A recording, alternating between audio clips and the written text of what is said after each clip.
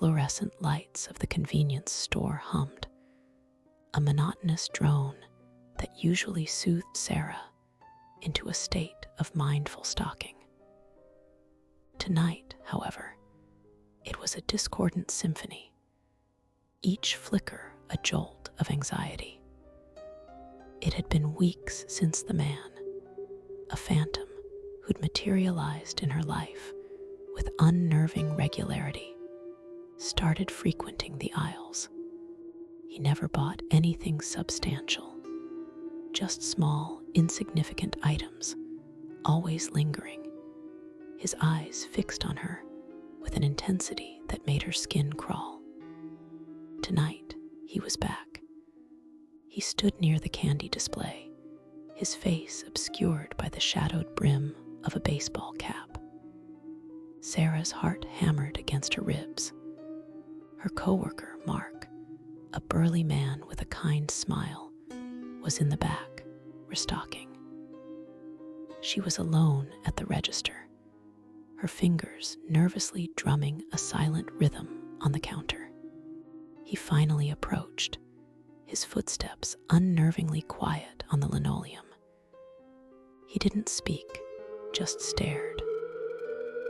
Sarah forced a weak smile, trying to project an aura of polite indifference. "Can I help you?"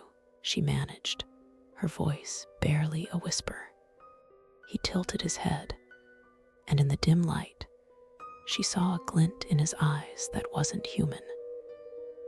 It was a predatory gleam, ancient and hungry.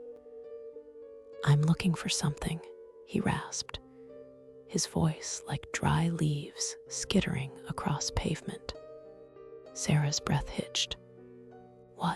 What are you looking for?" He took a step closer, invading her personal space. The air around him felt cold, a palpable chill that had nothing to do with the store's air conditioning. "I'm looking for you," he said, and the words seemed to hang in the air, thick with an unspoken threat. A guttural moan escaped Sarah's lips. She stumbled backward, her eyes wide with terror. The mundane setting of the convenience store warped, the familiar shelves of chips and soda twisting into monstrous shapes. The hum of the lights intensified, a high-pitched whine that seemed to bore into her skull. The man's features blurred, his face elongating, his mouth stretching into a gaping maw filled with needle-sharp teeth. A guttural growl rumbled from his chest, a sound that didn't belong to any animal she knew. He lunged. Sarah screamed, a raw, primal sound that echoed through the empty store. She fumbled for the emergency button under the counter, her fingers slick with sweat. Suddenly, the back door burst open. Mark stood there, a broom clutched in his hand like a weapon. He saw the man, saw Sarah's terror, and without hesitation, he charged. The two collided with a sickening thud. Sarah didn't see what happened next. The humming of the lights reached a crescendo, and then everything went black. When she came to, Mark was kneeling beside her, his face etched with concern. The man was gone.